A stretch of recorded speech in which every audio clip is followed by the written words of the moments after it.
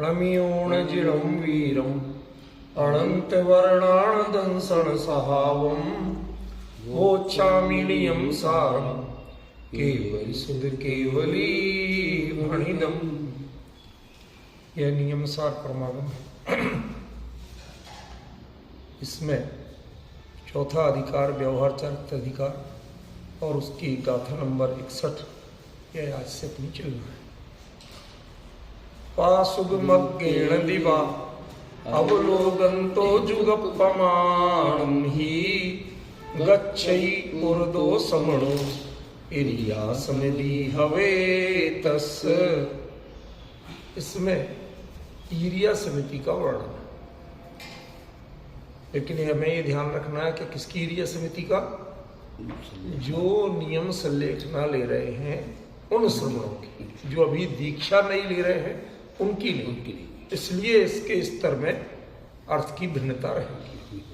पहले शब्द देख लें। दिवा माने दिन में, बहुत बड़ा मुद्दा है। दिवा माने दिन में। ईरिया स्मृति कब होगी? दिन में। यदि आप रात में चलेंगे तो ईरिया स्मृति नहीं होगी, सीधी बात, खत्म। तो एक तो दिवा दिन में, युग प्रमाण, युग के प्रमाण। ये और एक नई बात कही, ये इसमें इन्होंने अर्थ दिया इसका धुरा प्रमाण, वो 3.5 हाथ जैसे। लेकिन मैं इसका थोड़ा सा एक भिन्न अर्थ आपको विचार के करने के लिए दूंगा कि युग प्रमाण, युग के प्रमाण। जैसा मौसम हो, जैसी परिस्थितियां हो, जैसा देश काल वातावरण हो, उसके अनुसार।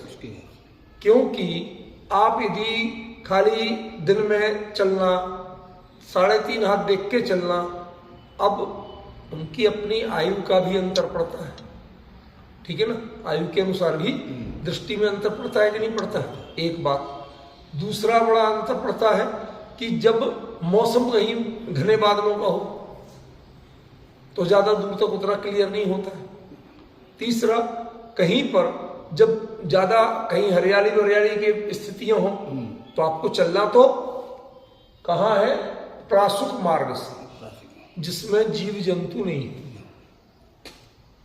तो इसमें जो कंडीशंस है, अभी तो अपन सरल शब्दार्थ कर रहे, लेकिन उसकी और बहुत से पक्ष हैं जिन पर अपन को विचार करना है, ठीक है ना? तो अभी तो अपने पहले कितना जाना कि एक तो दिन में चलना, पहली बात कि आपको दिन में चलना, रात को नहीं चलना, मैटर खत्म। और दिन क्या कहलाता है? जब सूरज चढ़ आए तो उसे दिन कहते हैं। जब तक धूप ना पड़ने लगे तब तक उसको दिन नहीं कहते। समझ गया ना? सुबह की भोर में आप जो मॉर्निंग वॉक करने आप लोग निकल लेते हैं, वो मुनिराजों को छूट नहीं। समझ गया ना? मार्ग प्राशुक कैसे होता है? जब धूप पड़ती है तो मार्ग प्राशुक होता है, जीव जंतु से रहित होता है। यदि धूप नहीं पड़ेगी तो जो सूक्ष्म जिन जीवों से को बचाना है, कुत्ते कौए को नहीं बचाना है, क्योंकि उनको आप कुचलेंगे भी नहीं। समझ गया ना? जो अपने ढंग से चल रहे हैं, उन्हें पता ही नहीं है कि आपका पैर पड़ने वाला और वो मर सकते हैं, वो अपनी रक्षा नहीं कर सकते। वो जिनकी रक्षा आपको करना है, समझ गया? एक चूहा भी होगा तो वो आपको देख के भाग जाएगा, वो अपनी रक्षा कर सकता है। इसलिए आपको मारना तो किसी को है ही नहीं, लेकिन उनकी रक्षा करने का दायित्व है कि जो अपनी रक्षा आपसे नहीं कर सकते, जिनमें ये विवेक नहीं है कि आप चल रहे हैं, आपके पैर के नीचे आके हम मर सकते हैं, तो हम कहां जाएं, कैसे बचे, ये विवेक जिनमें नहीं है, ठीक है ना? ऐसे जीवों से रहित मार्ग को प्रासुक मार्ग कहेंगे, ठीक है? प्रासुक माने कोई जैसे हम पानी प्रासुक करते गैस पर गर्म करके, ऐसा प्रासुक नहीं। क्या आप रास्ते को भी प्रासुक करेंगे गर्म कर करके? ऐसा कुछ नहीं, ठीक है ना? जीव जंतु रात्रि में अंधेरे में अपने आप कहीं निकल के फैलने लगते हैं, चलने लगते हैं। हमारे यहाँ दिनचर्या क्यों कही गई, रात्रिचर्या क्यों नहीं कही गई? क्योंकि रात को आप कुछ भी करेंगे आप जीव हिंसा से नहीं बच सकते, क्योंकि कई जीवों की प्रवृत्ति ही ऐसी होती है, प्रकृति है, नेचर है कि वो अंधेरा हुआ नहीं और उनका आवागमन फैलना शुरू हो जाता है। और वो उनकी जो प्रकृति है, जो नेचर है, जो आदतें हैं, उसके अनुसार आप उनसे बच नहीं सकते। ठीक है, तो इन्होंने आचार्य ने क्या कहा कि पहले तो दिन में, रात्रि में बिल्कुल नहीं, और दिन में भी कब कि जब मार्ग प्रासुक हो जाए। अब इसके भी दो अर्थ, एक तो थोड़े तेज धूप उजाले से मार्ग प्रासुक हो जाए, दूसरा अब जहां पहले ही से हरियाली हो तो मार्ग प्रासुक कैसे हो, जितनी ज्यादा धूप पड़ती हो। भाई अन्य जीव मोटे तौर पर नहीं आए तो समझ में आता है, लेकिन जो घास की छाया में रह रहे हैं वो तो रहेंगे, और घास खुद जीव है, वनस्पति खुद जीव है, उन पर मुनिराज पैर रख नहीं सकते, तो क्या करें? प्रॉब्लम समझ में आए? तो रास्ता ही ऐसा चुनना, चाहे वो लंबा हो चाहे कुछ हो, कि जो ऐसे घास आदि वनस्पतियों और सूक्ष्म जीव जंतुओं से रहित हो, जहां पर आपकी दृष्टि पड़े तो दिखाई तो पड़े। समझ गए ना? अब कई जीव जंतु ऐसे होते हैं कि जो उसी कलर के और उसी जैसी डिजाइन के होते हैं, पता ही नहीं चलता। तो उनकी प्रवृत्ति जब धूप तेज हो जाती है तो फिर वो एक्टिव होते हैं, क्योंकि वो उनको चुभती है, फिर वो अपनी हलन चलन की क्रिया करते हैं। तो आपको पता चल जाएगा कितने तो मिट्टियां और कुछ और था, पत्ता था, और कौन सा जीव था। ठीक है ना? तो मार्ग ऐसा चुनना कि जो मार्ग भी प्रासुक हो और जो मार्ग प्रासुक हो सके। अब भाई रास्ता आप जितना चाहे मार्बल का फर्श भी बनवा लिया, लेकिन इस पे कोई जीव नहीं आएगा, इसकी गारंटी क्या है?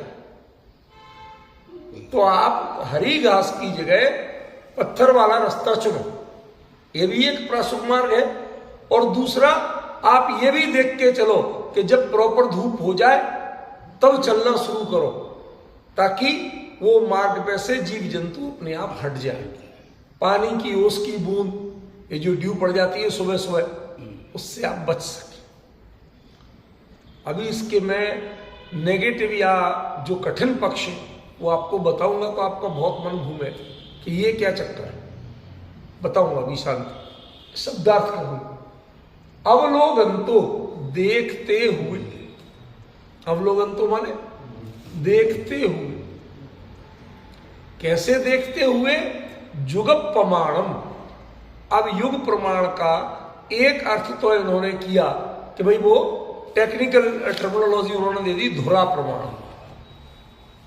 युग का अर्थ धुरा कर दिया, और धुरा माने जो आपकी 45 डिग्री का जो एंगल है उतना। समझ गए? कितना देख के चलना?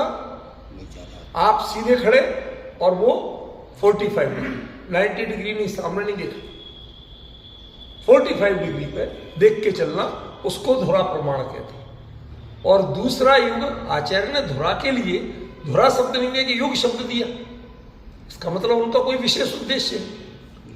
तो युग माने अब ये आपके विवेक पर है, मौसम कैसा है, परिस्थितियां कैसी हैं, ऋतु कैसी है, जगह कैसी है।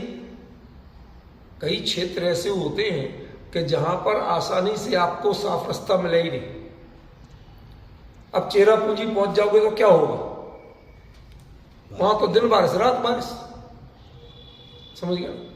कब कितना रुकेगा, क्या स्थिति होगी, इसका कोई आधार है आपके पास? कुछ नहीं। तो वो जहां पर प्रासुक मार्ग नहीं मिलता, मुनिराज वहां विहार नहीं करते। ऐसे देशों में, ऐसे क्षेत्रों में विहार ही नहीं करना कि जहां प्रासुक मार्ग आसानी से नहीं मिलता हो। होने को तो आपके यहां पूरा मार्बल पक्का फर्श है, ये तो प्रासुक है। लेकिन सर्दियों के बाद के जब मौसम जो शुरू होता है, यहां इतने इतने कीड़े घूमते हैं कि बेशुमार, और उन कीड़ों में अकल नहीं, वो आपसे बचना नहीं जानते। तो अभी प्रासुक हुआ कि नहीं? इसीलिए मैंने कहा था प्रासुक मार्ग के दो अर्थ, एक जो स्थूल वनस्पति आदि से प्रासुक रहित हो, और दूसरा कि जिस पर जीव जंतुओं का तब चलना नहीं हो जब आप चल रहे हैं। दोनों तरह से प्रासुकता देख रहे। अभी तीसरी प्रासुकता और है, उसकी चर्चा हम बाद में करें। गच्छति पुरुदो श्रवणो, जो श्रवण सामने देखते हुए, अवलोकन को देखते हुए गच्छति चलता है, ठीक है ना। जो श्रवण युग के प्रमाण के अनुसार प्रासुक मार्ग से सामने देखते हुए और जो चलता है, तस् उसके ईरिया समिति हवे। अब ये जो हवे है इसमें बहुत गहराई है।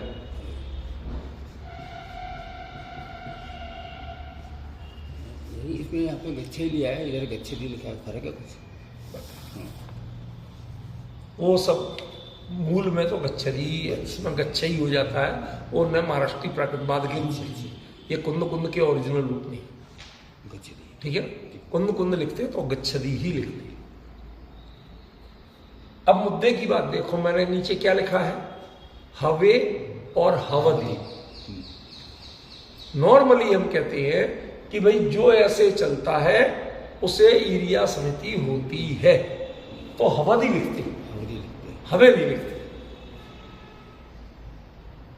यदि मात्राओं की दृष्टि से देखें तो दोनों में बराबर मात्रा है, लघु ये गुरु, ये लघु लघु लघु, तो 3 यहां हुई और 3 यहां हुई, गुरु की 2 और लघु की 1, तो मतलब मात्राओं में तो कोई गड़बड़ी हुई नहीं, बराबर होती। तो इसका मतलब आचार्य ने हवदी का प्रयोग नहीं करके हवे का प्रयोग किया, तो उसके पीछे कोई अलग दृष्टिकोण है। तो हमें किससे पूछना पड़ेगा? सबसे पहले आपको व्याकरण से पूछना पड़ेगा कि भाई साहब ये हवदी क्या होता है और ये हवे क्या होता है। तो दोनों में मेन वर्ब एक है। हव कहो, भू कहो, संस्कृत में भू बोलते, इसके लिए संस्कृत में क्या होता? भवती, और इसके लिए क्या हो? भवेत, ठीक है ना। तो इन दोनों के रूपों में डिफरेंस क्या है? ये प्रथम पुरुष एक वचन के रूप में ये सही है, 3rd पर्सन सिंगुलर फॉर्म है ये दोनों में एक जैसी। फिर क्या अंतर है? टेंस का अंतर। ये प्रेजेंट टेंस है और ये संभावना होना चाहिए विधिलिंग, ये उसका मतलब आपने सब कुछ सही किया। क्या आप प्रासुक मार्ग से भी चले, आप दिन में भी चले, आप युग प्रमाण देखते हुए भी चले, सामने देख रहे हैं यानी कि दाएं देख रहे हैं, बाएं देख रहे हैं, पीछे देख रहे हैं, ऊपर देख रहे हैं, ये सब कुछ नहीं, सामने ही देखा और आप श्रवण भी थे, फिर भी उसके ईरिया समिति हो सकती है, होना चाहिए, संभावना व्यक्त की आपने, होती है, ऐसा कंफर्मेशन नहीं है। क्या बात कही भाभी? इसका जो मैंने स्पेशली आपको बताया, तो आप क्या कहें? भाई साहब हो सकता है। कोई व्यक्ति कहीं बैठा आंख बंद करके चुपचाप, तो ये तो सो रहा है, भाई साहब हो सकता है सो रहा, ये तो चिंतन कर रहा है, हो सकता है चिंतन कर रहा हो, ठीक है। इसने हो सकता है आंख में दवाई डाली हो इसलिए आंख बंद की है, तो ये भी हो सकता है। हमने तो देखा नहीं, हमने कितना देखा? आंख बंद की है इसने। तो जैसे आप एक परिस्थिति में कई संभावनाएं व्यक्त कर सकते हैं जो जो हो सकती हैं। तो यहां आचार्य देव कह रहे हैं कि आप बताओ कौन सी संभावना मानते हो। अरे कौन सी मानते कौन सी नहीं मानते ये एक तरफ रखो, पहले ये मानो कि आचार्य कह रहे हैं कि ये संभावना है, ये उनकी ओर से कंफर्मेशन नहीं है। क्या कंफर्मेशन नहीं है? कि आप प्रासुक मार्ग से चले तो ईर्ष्या समिति हो जाएगी, नो कंफर्मेशन। दिन में चले तो ईर्ष्या समिति हो जाएगी, कहते no confirmation, it may B.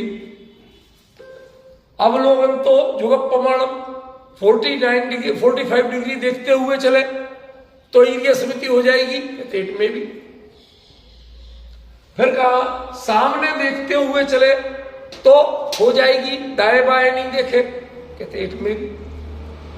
अब इतने सब जो जो कंडीशंस थी भाई साहब, जब आप दीक्षा लेते हैं तो इन्हीं कंडीशन में इस शब्द का फॉर्म बदल जाता है, उसका फॉर्म हो जाता है हवदी। और अब जब नियम संलेखना ले रहे हैं तो उसका फॉर्म हो जाएगा हवे।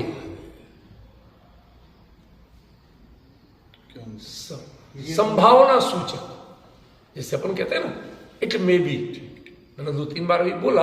ईर्ष्या समिति का मतलब ये बता रहा हूं, सब बता रहा हूं। ईर्ष्या समिति माने ऐसे चलना जिससे आपके चलने से किसी जीव के प्राणघात या प्राण पीड़न नहीं। उसके लिए मुनिराज के धर्म में टेक्निकल टर्म है ईर्ष्या समिति पूर्वक चलना, जीव दया का पालन करते हुए चलना। ठीक है, तो ये ईर्ष्या समिति तो टर्मिनोलॉजी है, उसके लिए जो बता दिया वही अर्थ है, उसमें कोई और चेंज नहीं हो सकता। अब मुद्दे की बात है कि यहां आचार्य ने हवे क्यों कहा, हवदी क्यों नहीं कहा? भाई आपकी जितनी कंडीशंस हैं उन सबको मैं फॉलो कर रहा हूं। आपने कहा प्रासुक मार्ग से चलना, हमने कहा ओके। आपने कहा दिन में ही चलना, हमने कहा ओके। आपने कहा युग प्रमाण यानी 45 डिग्री देखते हुए चलना, हमने कहा ओके। आपने कहा सामने देखते हुए चलना, हमने कही ओके। ठीक है ना? अब ये सारी बातें मान ली, तब भी आपने ईर्ष्या समिति हो गई है ऐसा नहीं कह के हो सकती है ऐसा क्यों कहा? ऐसा और भी कई तरीके हो सकते हैं ना कि जीव कहीं और तरीके से आ जाए, हवा में चल रहा है सामने। उसके लिए आज मुनिराज दोषी नहीं, उनके लिए इंटेंशन और अटेंशन ये दो ही चीज कर सकते, तीसरा कुछ नहीं कर सकते।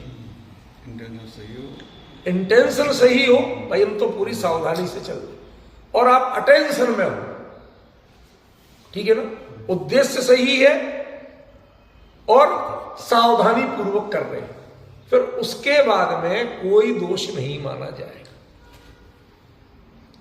होने को तो उसके बाद भी नियम से होता है। क्यों? आप चल रहे हो, जो कई सूक्ष्म जीव ऐसे हैं कि जो आपको आंख से कितनी बढ़िया आंख हो दिखाई नहीं देती, क्या कर लोगे आप?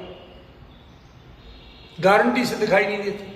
जो वायु काय के जीव हैं, आप टकराओगे उनको तो तकलीफ होगी, तो उन सब की बात नहीं कही।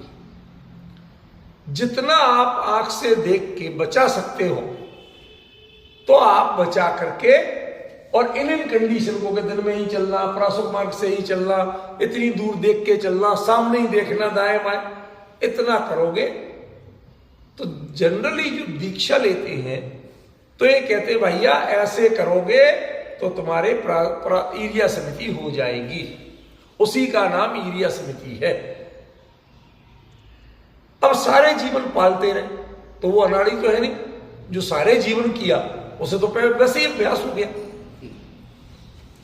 तो जब इतना एक्सपीरियंस बंदा और वो चले और बाकायदा उन्हीं रूल्स को फॉलो करते चले, तब उसके लिए तो आप कहते हैं भैया तुम्हें हो सकती है। और जो नया नया अनट्रेंड है वो यदि इसी को फॉलो करके चले तो आप लिखते बिल्कुल होती है। तो ये तो मतलब एक्सपीरियंस को आपने इग्नोर कर दिया। मेरी बात समझ में आई कि नहीं है वैसे?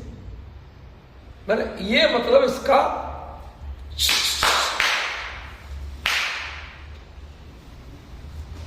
मगा वो चूहे देखने आते, समझ गया? तो हमें समझना क्या है? हमें समझना ये है कि आचार्य ने सारी जितनी बातें कही वो ईरिया समिति के कहीं भी वर्णन किया जाए उसमें मिलेंगे। मतलब देयर इज नथिंग न्यू, कोई भी ऐसा नया नहीं है कि जो हमें अलग से बताने वाली बात हो। इसमें पूरे में खास बात जो है वो एक शब्द क्रिया, क्या उसे ईरिया समिति हो सकती है, ये बात क्यों कही?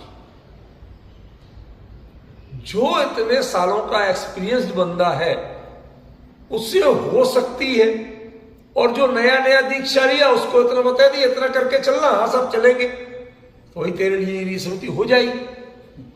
तो इन जो नए के नो सिखिया के लिए तो हो जाएगी कंफर्म, और इतने अनुभवी के लिए हो सकती है। ये क्या चक्कर? ये है वो मास्टर की कि जिससे ये सेकेंड लेवल की ईरिया समिति है, जो बताना। हर गाथा में मैं आपको बता रहा हूं, अभी 5 महावृतों में बताई, कोई ऐसा शब्द आचार्य ने प्रयोग किया हुआ है कि जो उसको नेक्स्ट लेवल पे ले जाता है। अब नेक्स्ट लेवल पे बाहर की क्रिया तो यही होगी कि भाई तुम दिन में ही देख के चलोगे, प्रासुक मार्ग से ही चलोगे, सामने देख के चलोगे, युग प्रमाण देख के चलोगे, सब चीजें वही की वही, ठीक है ना? अब सब कुछ वैसे ही का वैसा है, तो फिर हम उनके नए के लिए तो वो ईरिया समिति है, और हमारे लिए वो ईरिया समिति हो सकती है। ये भेदभाव आचार्य देव आपने क्यों किया? ठीक है, तो एक बात आपको क्लियर हो गई कि इसमें ये जो हवे शब्द है ना, ये आपको ट्रैक को चेंज करना है। अब वो चेंज क्या करेगा उसको अपन को निकालना है। पहले इनको और बारीकी से समझना है। प्रासुक मार्ग क्या? जैसे जल प्रासुक करते हो आप, कैसे करते हो? गरम करके, छान के गरम करके किला नहीं, पहले छानेंगे, जीवाणी करेंगे, उसके बाद छने हुए जल को गर्म करेंगे। अन्न को प्रासुक कैसे करते हो? आप पहले हमेशा बीनेंगे, बीन के जितना दिखेगा उसे निकालेंगे, बाकी जो गंदगी है वो धो के निकालेंगे साफ करके, तब उसे गर्म पानी में डाल के पका के, ठीक है? तरीका समझ में आया? तो पहले जो स्थूल जीव दिखे उनकी दया पालो, और फिर ऐसे प्रयोग करो। आपने देखा हो गांव में, डॉक्टर साहब कुछ याद आ रहा हो कि दादी नानी जो होती थी उनके रोज कुछ ना कुछ सूखता रहता था, तू कभी दाल सूख रही, कभी चावल, कभी ये कभी वो, सूखता रहता था। क्यों? धूप जितना प्रासुक करती है सीधी हिंसा किए बिना, वो जीव अपने आप उतर के जो सूक्ष्म है, जो आपको दिखाई नहीं रहे, जो कहीं परतों में छुपे पड़े, वो सारे निकल के अपना रास्ता देखते थे। आप डायरेक्ट लेके दाल भिगो देते हैं, चावल भिगो देते हैं, वो उनको निकलने का रास्ता ही नहीं मिलता, वो तो पानी में डूब के मर जाते हैं। इसलिए धोने का काम बाद में। असल में धोके प्रासुक नहीं होता, धोके तो साफ होता। क्या कहा अमित जी? वैसे धोके साफ होता है। जो कड़ी वगैरह लगी रहती है जिसमें ज्यादा जीव पैदा हो सकते हैं, वो सफाई होती है, लेकिन धोने से कभी प्रासुक नहीं होता। प्रासुक होने करने के 2 तरीके हैं, एक दृष्टि प्रासुक और एक धूप से प्रासुद। ठीक है, क्लियर? अच्छा, एक चीज बताओ, मैं कुछ बातें आपसे ऐसी कर रहा हूं, विषय यदि चरणारी योग का है तो कुछ नॉलेज भी तो मिलना चाहिए ना। आप दाल को, गेहूं को, सबको धूप में डालते हैं, चावल को क्यों नहीं डालते? टूट जाता है क्या? ये अलग मैटर है, टूट जाता है। जो यदि प्रासुक करने का उद्देश्य है धूप में डालना, तो उसमें बहुत बड़ा अंतर है। चावल को कम से कम 3 बार धोना, तब प्रयोग करना। क्या कहा? कम से कम 3 बार धोना, तब प्रयोग करना। क्यों? भाई सब कुछ बताना होगा, जब भी तो मैंने बात छेड़ी, ऐसी थोड़ी छेड़ी है। देखो, हमें बचपन में याद है कि वैद्य जी जो होते थे, वो जो दवाई देते थे, कुटी पिसी जो भी, तो किसी दवाई को तो कहते थे इसको चाशनी से लेना, किसी को गर्म पानी से लेना, लेकिन देयर इज सब मेडिसिन्स की उनको कहते थे चावल के धोन में लेना।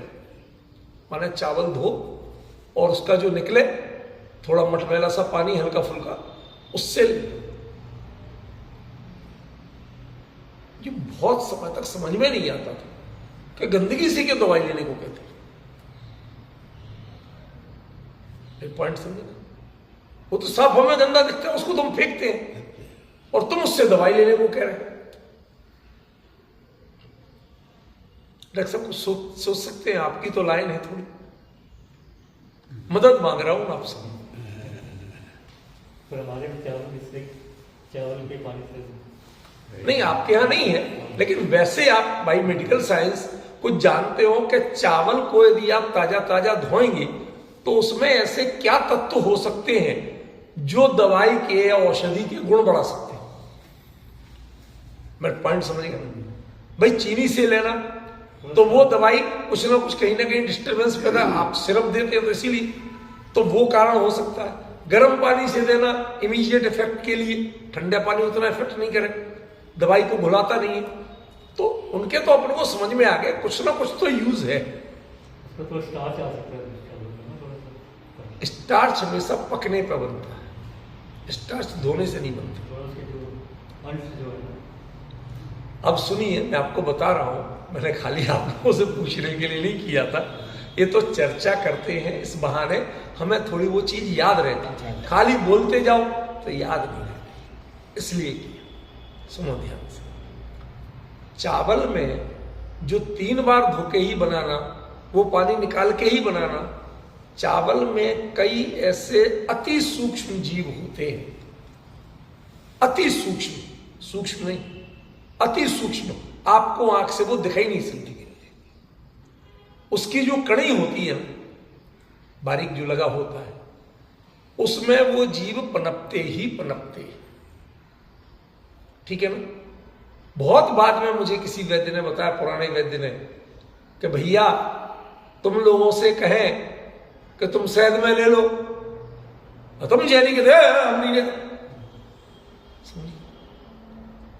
तो वही जो चीज है, जो सजीव है, उसकी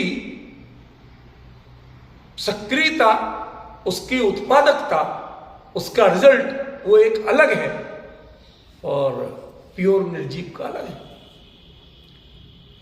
तो हम उस दवा को जब चावल के धोन में देते हैं तो वो मच मोर काम करता है। क्यों? क्योंकि उसमें जो अति सूक्ष्म जीवों का वो सब जाते हैं और वो उस पानी से कोई मरते नहीं एकदम, लेकिन उस चावल से छूट जाते हैं।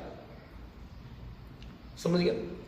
वो जो जाते हैं, अब मैं तो चौंक गया, हमने कहा भाई क्या कह रहे हो बच्ची? कहते असलियत ये, कहते आपको देखना माइक्रोस्कोप से देख लो, वो चीज दाल में नहीं मिलेगी, वो चीज गेहूं में नहीं मिलेगी, ज्वार बाजरा में नहीं मिलेगी, कोदो में नहीं मिलेगी, लेकिन चावल में मिलेगी। आजकल के जो नकली पॉलिश चावल आते हैं ना, इनमें तो असल में कैसी शक्ल थी और पॉलिश के बाद कैसी होगी कुछ पता नहीं चलता। ये हीरोइनों के मेकअप की तरह है चावल आजकल, कुछ पता नहीं चलता कि असल में क्या था। ठीक है ना, मुंह धो के आ जाए तो कोई नहीं पहचाने, घर के लोग नहीं पहचाने, ऐसी बुरी हालत है इनकी, समझे। तो चावल भी असल में जो ओरिजिनल होता है उस पर जो पॉलिश हो गई, ये बात है उस समय की कि जब चावल पॉलिश नहीं किए जाते थे, दालें पॉलिश नहीं की जाती थी, उनकी शक्ल सूरत संवारी नहीं जाती थी, वो नेचुरल होती थी जो होती थी। उनमें वो जो बारीक कणी सी रहती है उसमें ये जीव पैदा होते। अब उससे बच तो सकते नहीं हम, जो रहता वो सहज है उसका, इसलिए वो कहते पुराने चावल ज्यादा फायदा करते। पुराने चावल ज्यादा फायदा क्यों करेंगे?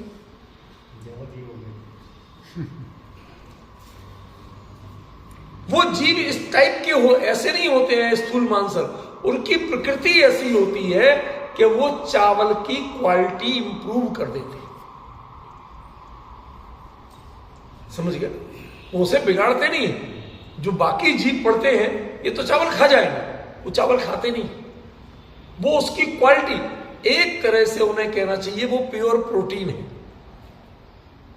आपकी भाषा में डॉक्टर साहब वो प्योर प्रोटीन है, समझे। और चूंकि वो मांसल शरीर वाले नहीं होते इसलिए आप उनको वेजिटेरियन प्रोटीन कह सकते हैं। लेकिन उनको जीव होने से मना नहीं किया। जिनके देह हो, मांसलता हो, तो मसले जाने से, धुलने से वो मर सकते हैं, वो स्थिति उनके नहीं होती। लेकिन होते सजीव हैं, वो प्योर प्रोटीन होते हैं। दवाई के साथ पेट में जाएगी। हाँ, वो जाके अब आपको उसके साथ एक प्रोटीन और देना पड़े, खास तौर पे कुछ जैसे टाइफाइड वगैरह की दवाइयां होती थी ना पहले, उसको कहते थे चावल के धोन में लेना। अब बच्चा जो है वो टाइफाइड में अन्न देना नहीं, अन्न जहर है, तो शरीर को प्रोटीन तो चाहिए, क्या दोगे आप? प्योर वेज हो, क्या दोगे? अब आप समझ रहे हैं। मैं बाकी श्रोताओं से भी अपेक्षा करूंगा जो ऑनलाइन के बाद में सुन लेते हैं, वो इस चीज पे ध्यान रखें, इस पे बहस नहीं करना, मैं बात बता रहा हूं। ये पक्ष हैं जो हमने एक दिगंबर जैन बड़े जो स्वयं वृत्ति जैसे थे ऐसे वैद्य से पूछे और सीखे, वो बात बता रहा हूं। अब इस पर मैं कोई आर्ग्यू या उत्तर देने के लिए तैयार नहीं हूं, जानकारी दे रहा हूं, ठीक है ना। तो वो यदि सीधे धूप में डालोगे आप चावल, तो वो जीव उतर के जा नहीं सकते। जो पटे वगैरह होते हैं ना, वो तो उतर के निकल जाएंगे, वो जा नहीं सकते। वो नमी सह सकते हैं, गर्मी नहीं सह सकते। और चूंकि वही चावल के गुणवत्ता को बढ़ाते हैं, इसलिए चावल को धूप में नहीं डालना। यदि वो खत्म होगा तो चावल टूट जाएगा, राख हो जाएगा। डिफरेंस समझिए। तो इसका मतलब है प्रासुक करने के कितने तरीके हैं। क्या हर चीज को एक ही ढंग से प्रासुक कर सकते हैं? मार्ग को एक से प्रासुक कर सकते हैं? कहते मार्ग को प्रासुक करने के दो ही तरीके हैं, एक दृष्टि और एक धूप। दृष्टि से प्रासुक होती है कि हम देख के चले, और धूप से प्रासुक होती है सूक्ष्म जीव जो उसी के कलर के छुपे होते। मिट्टी आदि में सबसे वनस्पति में और मिट्टी में सबसे बड़ी गड़बड़ी है, इनमें जो जीव पड़ते हैं वो लगभग उसी कलर और उसी डिजाइन के होते हैं। वो धूप के बिना आपको दिखेंगे ही नहीं, वो एक्टिव नहीं होते, समझ गए ना। इसलिए आचार्य ने जब दिया प्रासुक मार्ग से, तो दृष्टि प्रासुक और सनलाइट प्रासुक, ये दो चीजें लेना। अब मेरा एक नया प्रश्न, भाई साहब मुनिराज, वो तो भूमा ही पिछली रहन में कछु से नहीं का सकता। रात को 3 से 6 के प्रहर में थोड़ी बहुत देर अंतर्मुहूर्त सोते हैं। अंतर्मुहूर्त से ज्यादा सोते उन्हें स्थान गिर जाए, क्योंकि उनके अंतर्मुहूर्त में आत्मानुभूति जरूरी है। अब सो रहे तो कौन करेगा आत्मानुभूति? तो जो इतने कम सोते हैं अब वो सुबह उनकी जल्दी होगी। अब 5 बजे महाराज जी को लघु शंका या दीर्घ शंका आई। अब वो जाए कि नहीं। बाई मेडिकल साइंस इन चीजों को जितना रोकोगे नेचर की कॉल को, शरीर में खास तौर पे किडनी पे इसका नेगेटिव इफेक्ट पड़ता है। मैं सब गलत तो नहीं कह रहा, गलत को आप बता सकते हो बिल्कुल, क्योंकि आप उस विषय के विशेषज्ञ हो, तो वो रोक सकते नहीं। और दिन नहीं हुआ और मार्ग प्रसुख नहीं हुआ तो जा सकते नहीं। अब क्या करें? प्रश्न समझ में आया सचिन के नहीं? आप लोगों को प्रश्न समझ में आया नरेंद्र बाबू कि भाई नेचर्स कॉल तो हो ही सकती है, और जब वो हो सकती है तो हम क्या करें? खुद को बीमार बनाएं या ईरिया स्मृति का पालन करें? पहले इंपॉर्टेंट क्या है? डॉक्टर साहब तो कहेंगे भैया पहले अपनी तबीयत संभालो, लेकिन डॉक्टर साहब ऐसी कोई झंझट होता ही नहीं। क्यों? क्योंकि मुनिराज नॉर्मली सुबह 11 बजे तक, 11 साढ़े 11 के समय तक आहार और पानी एक बार लेते हैं। आपको परेशानी क्या होती है? एक तो आप दिन में भी लेते हैं, शाम को भी लेते हैं, फिर पानी लेते हैं 50 बार। आपको समस्या इस कारण से। मुनिराज को जितनी जो कुछ होना होगी वो जब लेते ही उतने हैं, और जो आपका साइकिल बॉडी का बन जाता है वो सुबह भूमि प्रसुख होने के समय उस समय जाएंगे, और ज्यादा बात होगी तो शाम के टाइम हो जाएगा। उन्हें बार बार इतना स्टॉक ही नहीं है कि जिसको डिस्चार्ज करने की जरूरत पड़े। एक बात। दूसरी बात, महत्वपूर्ण चीज बता रहा हूं, हमारे लिए पता नहीं होता है भाई साहब, आप जितने चाहे अभ्यासी हो, हर पक्ष का पता नहीं। उनकी चर्या, मुनिराज को क्या कहते हैं? श्रवण। क्या शब्द है ये? श्रवण माने जो श्रम परिश्रम करते हैं, सुविधाएं नहीं भोगते। समझ गए? अकेले आहार के लिए आप तो बेडरूम से उठ के या ड्राइंग रूम से उठ के डाइनिंग टेबल तक जाते हो। उसी में कभी कभी कई लोग कहते भाई साहब बिस्तर पे ही दे दो, अरे यही डाइनिंग टेबल सेंटर टेबल पे दे दो, कौन उठे कौन करे। उनके लिए कोई डाइनिंग टेबल होती है? कोई घर होता है? अब आप चले 10 घर बाद मिला के 100 घर बाद मिला के पूरे चक्कर मारा है, मिला के नहीं मिला विधि। तो एक तो उनको उस समय पूरा श्रम होगा, ठीक है? फिर बैठ के नहीं लेना, खड़े खड़े लेना। तीसरा, जितनी भूख है पेट की उसका आधा भोजन लेना। एक माने हाफ पार्ट में भोजन और 1/4 पार्ट में पानी, और 1/4 पार्ट वो वायु के संचरण के लिए खाली रखा।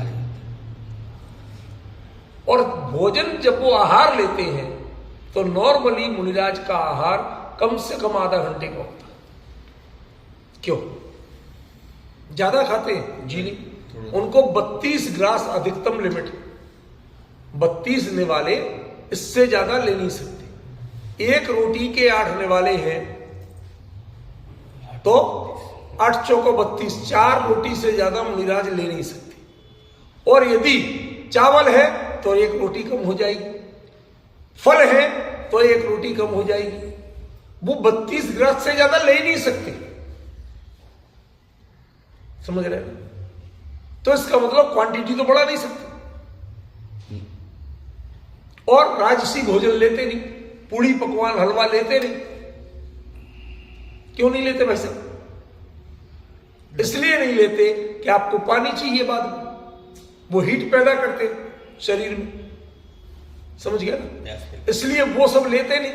पानी जो एक बार लिया गया उतना ही 24 घंटे से ज्यादा चलना है, तो उसका कोई विकल्प नहीं, ठीक है ना? तो जब ऐसी जीवन शैली है और फिर विहार करना, तो कई किलोमीटर चलना ही है पैदल, और जितना चलेंगे उसमें चप्पल यूज नहीं कर सकते। ये तय है। तो एक्यूप्रेशर होगा कि नहीं होगा, कंकड़ चुभेंगे कि नहीं चुभेंगे। तो ये सारी प्रोसेस क्या होती है, ये उनको फिजिकली और बाई स्टमकली पाचन तंत्र की दृष्टि से स्वस्थ रखती है। समझ गए। अभी आप जिनामना में मुनि धर्म का स्वरूप डॉक्टर साहब ले जाइए, यहां से पढ़िए, वो किताब से आपको इतनी जानकारियां मिलेंगी कि आप मतलब कल्पना, आपकी मेडिकल साइंस की बहुत जानकारी है उसमें, आप उसको कंपेयर करिए तो वो सब है। तो इस तरह से जब वो चलते हैं तो उनको ना स्टूल बार बार बनेगा, ना बार बार डिस्चार्ज करना, और जिसका पानी उतना है नहीं, तो बॉडी एक अपने आप बैलेंस में रहती है। ये उनके बाह्य तप में से एक बड़ा फैक्टर है। तो जब टाइम बे टाइम इच्छा नहीं होना, नेचर्स कॉल नहीं होना, तो वो दिन में ही जाएंगे और प्रासुक मार्ग होने पे ही जाएंगे। उसके अलावा यदि जा रहे हैं, जाना पड़ रहा है, तो आप तय मानिए कि आप मुनि धर्म का पालन नहीं कर रहे हैं, आपकी आहारचर्या सही नहीं है। नरेंद्र बाबू ये लिख के ले लेना, कोई भी महाराज जी हो, कोई वृत्ति हो, और उसको सुबह 8 साढ़े 8 के पहले यदि नेचर कॉल पे जाना पड़ता है, तो तय जानना कि उनकी आहारचर्या गड़बड़ है, वो सही आहार नहीं ले रहे। मुनि धर्म अपने धर्म के अनुसार वृत्तियों में जैसा आहार नहीं ले रहे। भाभी जी कभी सोचा था इसका सीधा इफेक्ट वहां है। निहार कब होता है कि जब आहार हो।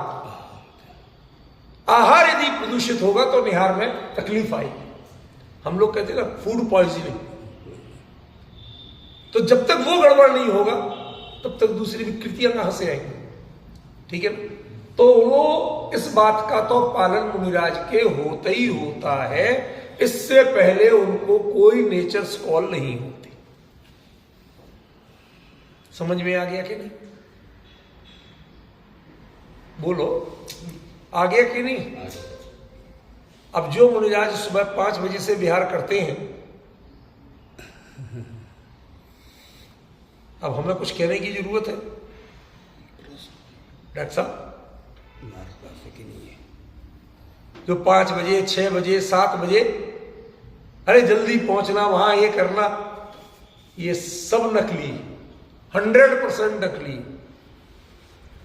क्योंकि आचार्य साफ कह रहे हैं कि जब तक मार्ग प्रासुक नहीं हो जाए तब तक चलना नहीं, जब तक दिल पूरा नहीं हो जाए तब तक चलना नहीं। जब ये नियम है तो आप सुबह सुबह विहार कैसे कर सकते हैं? नहीं है। अरे साहब वो पंचरण के आज तो मोक्ष के वो मंच पर पहुंचना है। अरे मुनिराज पंचगणक कराते ही नहीं है। ये विधानाचार्यों का, प्रतिष्ठाचार्य का काम है। ये आचार्य माने मुनिराज नहीं है। वो वहां आचार्य निमंत्रण माने मुनिराज नहीं है। ये प्रवृत्ति के काम है, ये तुम्हारे काम नहीं है। प्रतिष्ठा करना मुनिराजों का काम नहीं है, नहीं है, नहीं है। 3 बार डंके की चोट कह रहा हूं। जिसको इस बारे में आर्ग्यू करना प्रमाण चाहिए, मेरे पास आए, मैं देता हूं प्रमाण। कितने चाहिए? पर ये कंफर्म कह रहा हूं नहीं है, क्योंकि ये पूरा मुनिचर्या के, मुनि धर्म के साइकिल के विरुद्ध होगी। वो चल ही नहीं सकती। इतना क्लियर हुआ? अभी वो सेकेंड लेवल वाली बात अब बताएंगे। अभी तो पहले सामान्य समझ रहे, फिर जुगप प्रमाण। 45 डिग्री से ऊपर आंख नहीं होना। तो भाई साहब आज जितने बैनर लगाए जाते हैं महाराज जी के स्वागतों के, महाराज जी को पता कैसे होते हुए किस किस के लगे थे और कितने लगे थे? 80% पे चलते हैं। जो इतना देख के चलेंगे, इससे ऊपर आंखें ही नहीं करना, 60 डिग्री पे भी नहीं करना, 90 डिग्री, और उससे ऊपर 110 120 तो बहुत दूर की बात। अब जब आपको ऊपर बने हुए द्वार दिख रहे हैं डॉक्टर साहब, तो कौन हुए? 2000 साल पहले कुंद सर्टिफिकेट दे रहे, कौन हुए? मुनिराज नहीं हुए। सीधी बात है, वो मुनिराज नहीं है, नहीं है और नहीं है। जिनको दिखता है और जो देखते हैं, जो बात करते हुए चलते हैं, नियम से देखना पड़ेगी।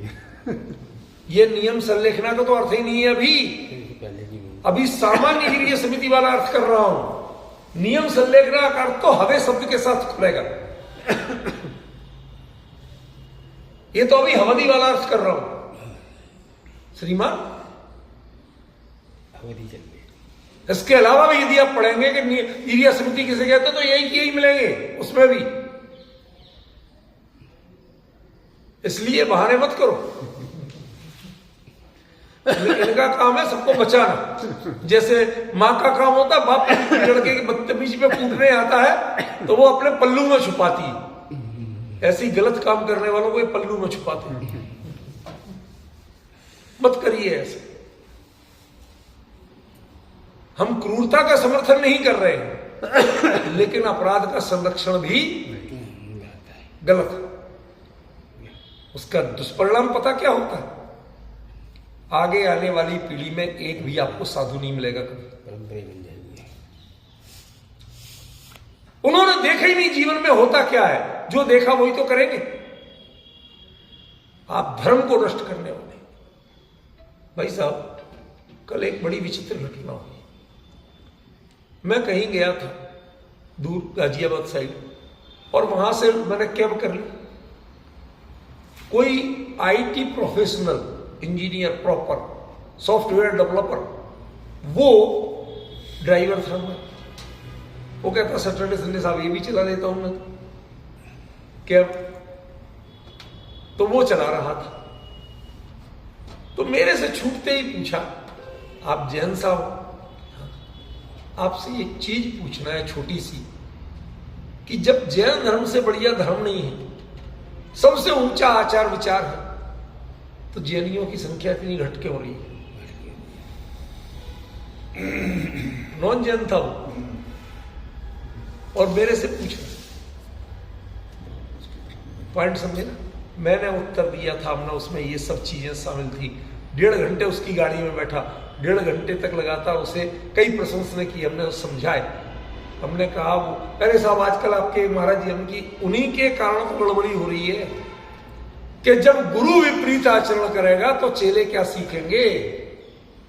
और जब धर्म ही नहीं बचेगा जीवन में, आचार में, विचार में, परिचय तक खत्म हो जाएगा, तो धर्म के अनुयायी कहां बचेंगे? फिर तो भीड़ के अनुयायी रह जाएंगे, चमत्कार के अनुयायी रह जाएंगे, धर्म ही गायब हो गया। अब कहते हैं तो आपको मुनि विरोधी लगते। ये मुनि विरोधी नहीं है, मुनि धर्म के संरक्षक हैं। समझिए नरेंद्र बाबू। इसलिए ये ईरिया स्मृति वाली, वो नियम से लेखना वाली अभी अर्थ ही नहीं है। अभी तो सामान्य मुनिराज के ईरिया स्मृति क्या होती है वो अर्थ चल रहा है। युग प्रमाण देख के ही चलना, मतलब आपकी नजर 45 डिग्री से उठ ना जाए। विहार काल में कुछ नहीं देखना।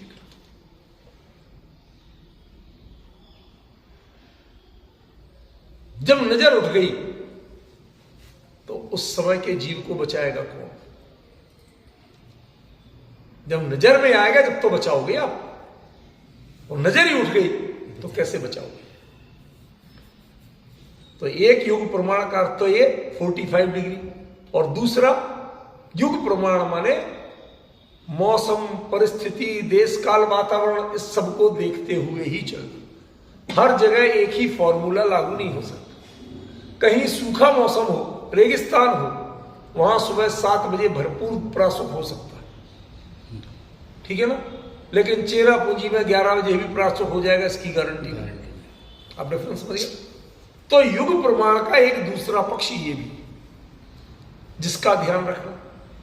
और ये सब आपने किया, लेकिन अवलोकन तो आप देख ही नहीं रहे थे। आपका दिमाग कहीं और था, नजर तो थी लेकिन उपयोग कहीं और था। मतलब आपको बाकायदा इंटेंशनली देखना भी है। आंखों का डायरेक्शन होना ये इंपॉर्टेंट नहीं है। 45 डिग्री पे डायरेक्शन तो आंखों का तीर्थंकर मुनि उनके भगवान जिनेंद्र भगवान अनंत परमात्मा के भी होता है, लेकिन वो किसी को नहीं देख रहे होते। जो केवल ज्ञान केवल दर्शन में लोकालोक झलक रही होती, उसके लिए आंख खोलने की जरूरत ही नहीं। वो उनकी अंतर्दृष्टि का प्रमाण है। इतनी खुली क्यों? वो प्रमाद नहीं है, निष्प्रमाद अवस्था, इसकी पहचान है, वो खुली हुई है। लेकिन मुनिराज के लिए अकेली खुली और आप अपने में लीन, तो आप चल नहीं सकते। फिर मत चलो, खड़े हो जाओ, ध्यान करो। जब ध्यान पूरा हो जाए तब चलो। दोनों चीजें एक साथ नहीं चल सकती। क्योंकि आचार्य साहब क्या, अवलोकन तो देखते हुए ही चलना, प्रेजेंट कंटिन्यूअस, इसकी कंटिन्यूटी भंग नहीं हो जाए, निरंतरता भंग नहीं हो जाए। भाभी जी कल्पना कर रहे हो कितना स्पष्ट और टू द पॉइंट इंटरप्रिटेशन आचार्य देव ने किया। एक एक शब्द, कहीं आप मात्रा भी नहीं हिला सकते। और आचार्यों के ग्रंथ हम पढ़ते हैं, वहां हम कई शब्द गायब करते हैं, कोई अंतर नहीं पड़े, क्योंकि वो पैकिंग है। जैसे टेबल वगैरह के नीचे पैकिंग लगाते, सोफे वगैरह के नीचे पैकिंग लगाते, वो पैकिंग है, वो बैलेंस बनाने के लिए है, वो एक्चुअली मूल शास्त्र नहीं है। लेकिन कुंद कुंद जैसे आचार्य जब लिखते हैं तो इसमें आप एक मात्रा भी नहीं हिला सकते। ठीक है ना? इसलिए अवलोकन तो प्रेजेंट कंटिन्यूअस टेंस का प्रयोग किया उन्होंने, नॉट ओनली प्रेजेंट टेंस। अवलोकदी ये क्या होता? Present tense. और अवलोकन तो प्रेजेंट कंटिन्यूअस फॉर्म। ठीक है, अंतर समझ में आया? मतलब आप जितनी देर चलेंगे ईर्ष्या स्मृति तभी कहलाएगी जब कंटिन्यू वहां देखते ही रहेंगे। आंखों का डायरेक्शन होना हमारा कहीं कुछ होता है, आए दिन हम कहते हैं भाई साहब हमारी ओर देख, नहीं भाई साहब मेरा तो सोच रहा था, अब आंख खुली थी तो मैं क्या करूं? आपको लग रहा कि आपको देख रही है, ऐसा नहीं है। आपको प्रॉपर देख के ही ये स्मृति पाल ली। अब इसके बाद में पूर्व दो, ये लास्ट पॉइंट कि सामने ही देखना है, दाएं बाएं नजर नहीं कर सकते। क्यों?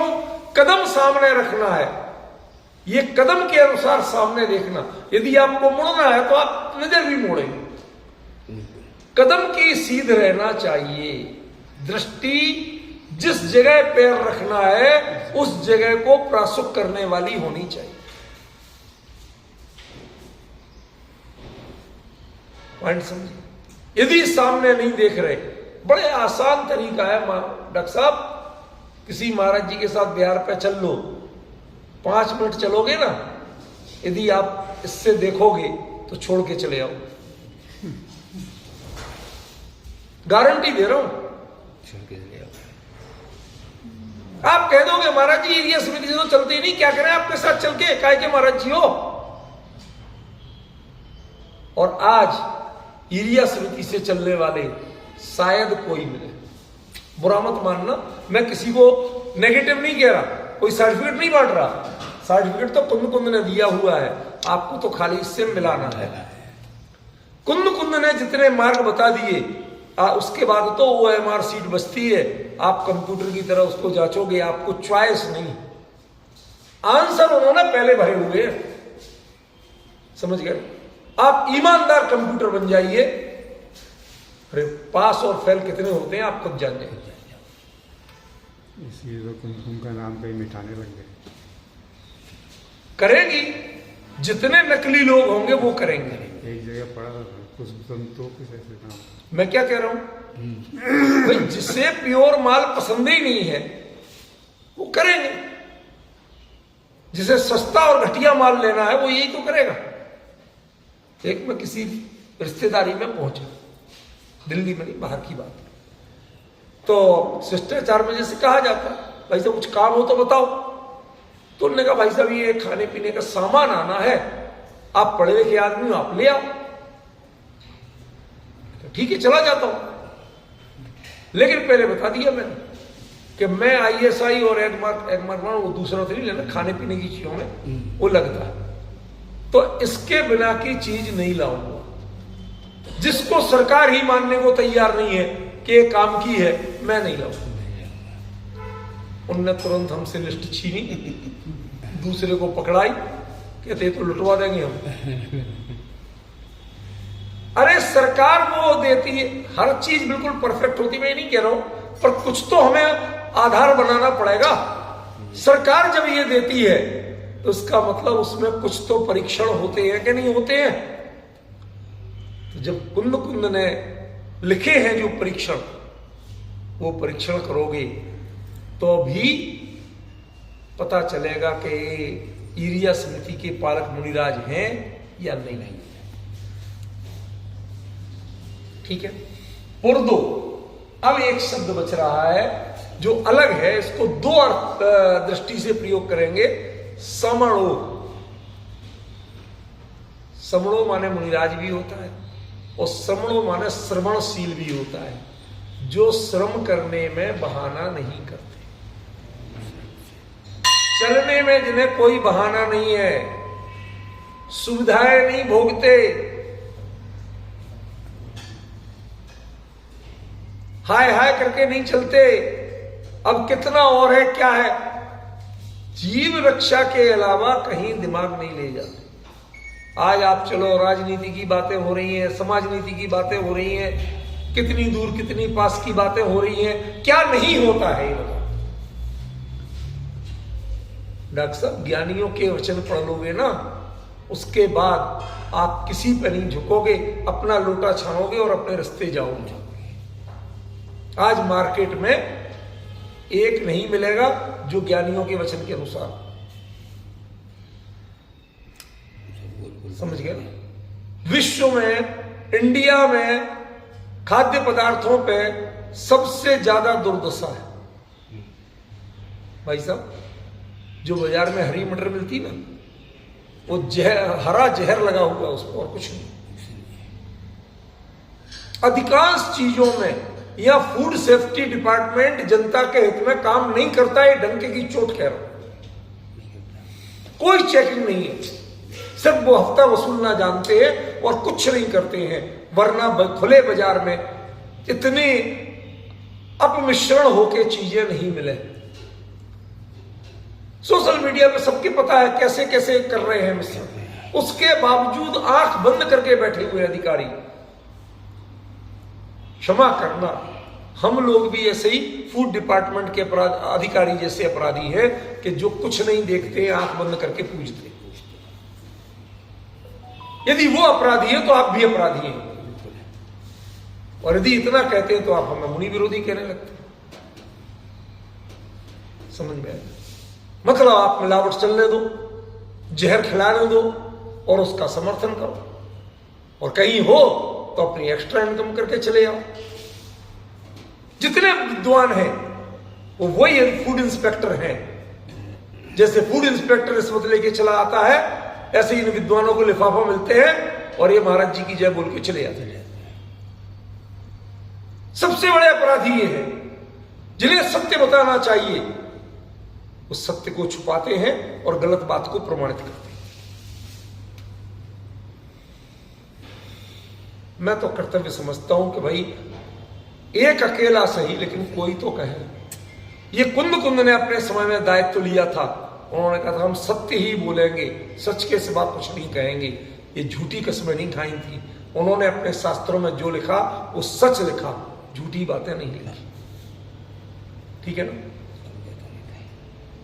देखिए समय तो आज हो गया, अभी आपको ये हवे से पूरा का पूरा सिनेरियो बदलेगा, हर शब्द का अभिप्राय बदलेगा। जो आप कह रहे हैं ना कि ये तो नियम संलेखना, नियम संलेखना का अर्थ तो अभी किए ही नहीं, अब की बार होगा नेक्स्ट संडे, तब आपको पता चलेगा कि एक्चुअली ये पूरा का पूरा सिनेरियो कैसे बदला। अभी तो हम सामान्य पानी छानने की विधि बता रहे हैं, असली विधि तो अगली बार आएगी। ठीक है, समझ। एक थोड़ा सा प्रश्न जी पूछिए। है कि हम किसी को